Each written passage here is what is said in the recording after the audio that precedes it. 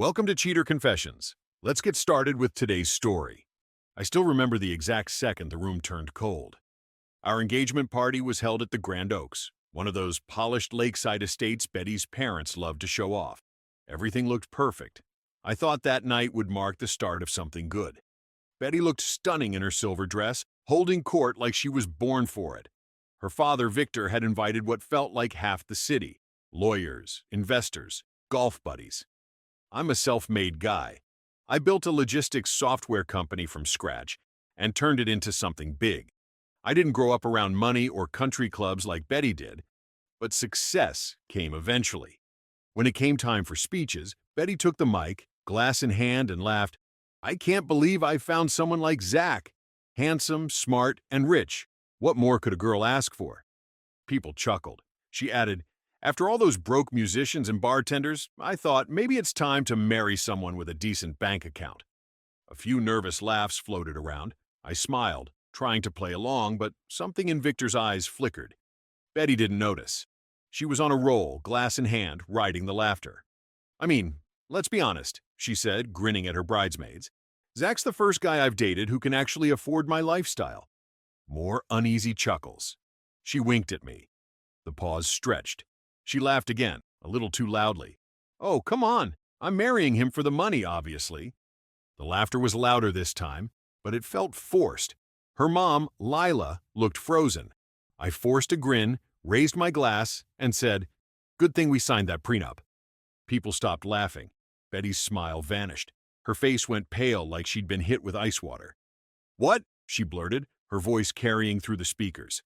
"The prenup," I said, keeping my tone light. "Just a little protection. You know how it is." The crowd shifted uncomfortably. Victor frowned. Betty lowered the mic slowly, trembling. I didn't mean to start a war that night, but I wasn't about to apologize for seeing the truth when it decided to show itself. The moment we stepped out, Betty spun on me. "What the hell was that, Zach?" she hissed, her face still red from rage. "A prenup?" I stayed calm. "It was a joke, Betty, just like yours." She crossed her arms. "My joke didn't humiliate you." I looked at her steady. "You said you were marrying me for the money. What did you expect me to do? Laugh along?" Her expression hardened. Everyone knew I was kidding. "Did they?" I said quietly. "Because your parents didn't laugh. Your dad looked uncomfortable." She took a step closer, eyes blazing. "You made me look like a fool." I shook my head. "You did that yourself. All I did was match your tone." Her hands trembled. "You've always been paranoid about people using you. You think money solves everything, but it's ruining us." "Or maybe," I said, "it's the only thing keeping you around." That stopped her. She blinked, mouth open, but no words came out. "You think I'm with you for money?" she finally whispered. "I think you just answered that for me in front of 150 people." Her jaw clenched. "There is no prenup," she said flatly. "You lied." "And you panicked," I replied. "Why? If it's really love, a prenup shouldn't matter." Her voice cracked. "Because it means you don't trust me." I sighed. "It means I've learned to protect myself." She turned away, shaking her head, mascara smudging at the edges of her eyes. "You embarrassed me. I'm not doing this right now." "Then when?" I asked. "After you've posted about it to your followers?" She shot me a glare sharp enough to cut glass.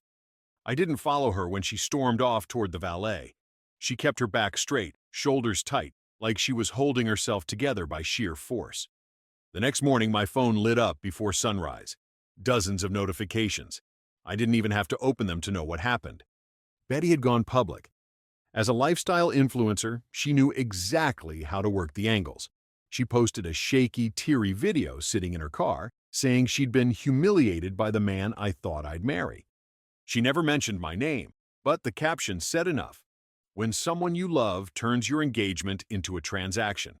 Her followers flooded the comments. Support, outrage, hashtags about emotional abuse and red flags. Within an hour, the video had 20,000 likes. I didn't respond. Around noon, my best friend Marco texted, "You might want to see this." Marco uploaded the full party video to his private channel. It showed everything: Betty's speech, her marrying him for the money line, the awkward laughter, my calm response. No cuts, no edits, just the truth. Within a few hours, that video spread faster than hers ever did. The comments flipped. People started asking why she panicked if it was just a joke. That evening, Lila called. I could hear tension crackling in her voice before she even spoke. "Zack, what did you do to my daughter?" "Nothing," I said. "She made a joke," I replied. "The internet decided the rest." "You've ruined her reputation," she snapped. "I didn't post anything. Maybe talk to her." She hung up on me. That night, I checked my company records and made one change. The Range Rover she drove, bought under my business account, was officially reassigned back to company use. The next morning, I had it picked up from her parents' driveway. No arguments, no fight, just paperwork. She called 20 times that day. I didn't answer once, because by then, I already knew where this was heading. 3 days passed before I heard from anyone again. Then, out of nowhere, I got a message request on Instagram. It was from Noor, one of Betty's closest friends. Her first line read, "You deserve to know what she's been saying." I almost ignored it, but curiosity won. She sent a folder of screenshots, group chats, photos, notes. I scrolled through them in silence, my stomach tightening with every message. The chats were between Betty and 3 of her friends. She'd been bragging for months about her strategy. One message read, "First, I'll marry him as soon as possible. Then I'll quit working and focus on having a baby. After that, I'll start moving things into my name before he ever gets me to sign anything." Another read, "If he pushes for a prenup, I'll play the emotional card. He hates conflict. He'll fold." I sat back in my chair, staring at the screen. I felt nothing. No shock, no heartbreak. Just a dull confirmation of what I'd already suspected. I didn't reply right away. When I finally did, I just said, "Thank you." She answered. I couldn't stay quiet. She laughed about it too much. That evening, I forwarded everything to Victor. No explanation. He called me 30 minutes later. His voice was low, almost broken. "I've seen it all," he said. "I'm sorry," I replied. He paused. "No, I am. We thought she was just being silly, but this is something else." "What will you do?" I asked. "Handle it," he said and hung up. That night, Betty's social media went dark. No stories, no posts, nothing. She went silent. For the first time since the party, I slept through the night. A week later, Betty showed up at my office without warning. The receptionist buzzed me nervously. "There's a woman downstairs demanding to see you." I already knew who it was. When I walked to the lobby, Betty stood there. Her usual polished look was gone. She looked smaller somehow. "Zack, please," she said softly. "Can we talk?" I led her into a meeting room.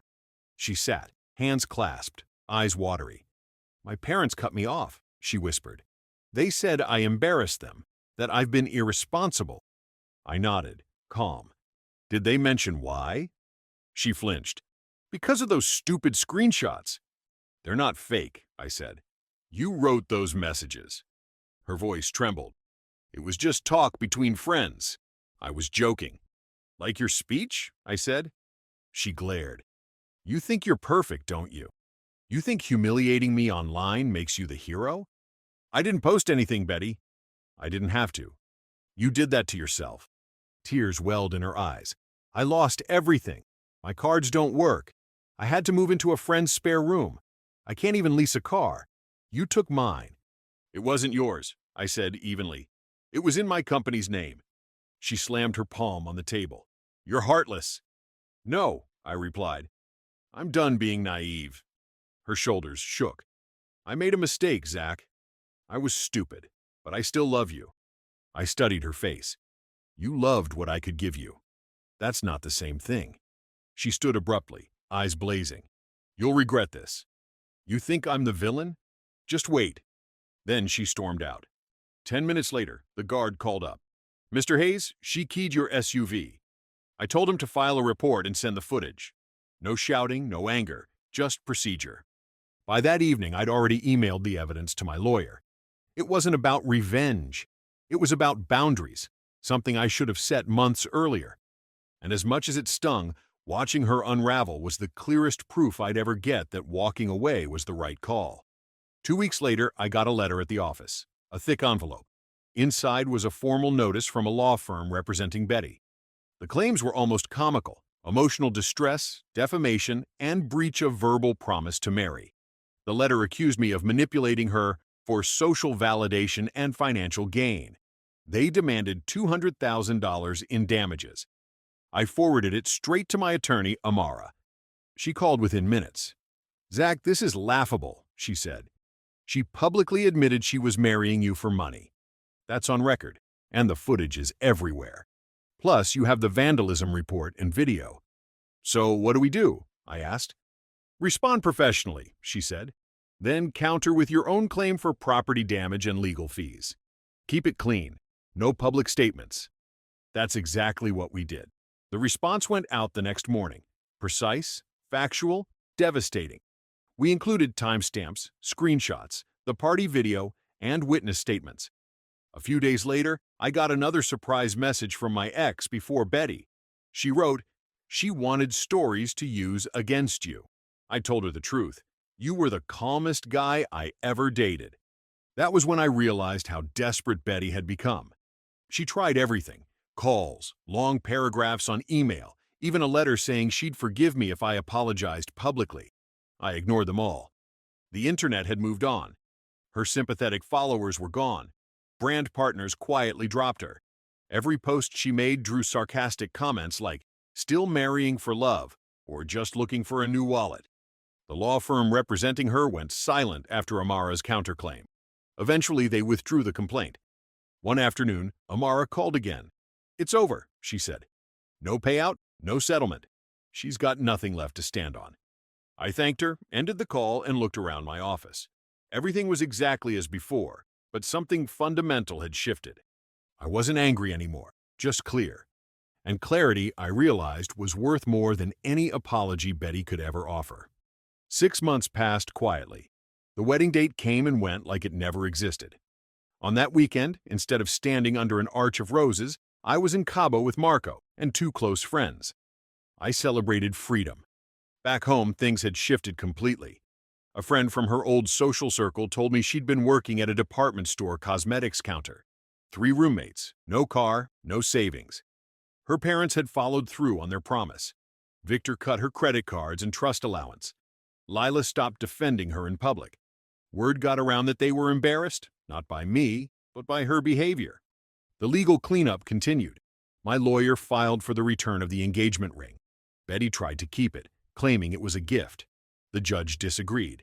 The ring was a conditional gift, tied to marriage. No marriage, no ring. She had 30 days to return it. When she did, it came in a padded envelope, with no note. I sold it for $38,000. I donated half to a financial literacy program for young women. It felt right.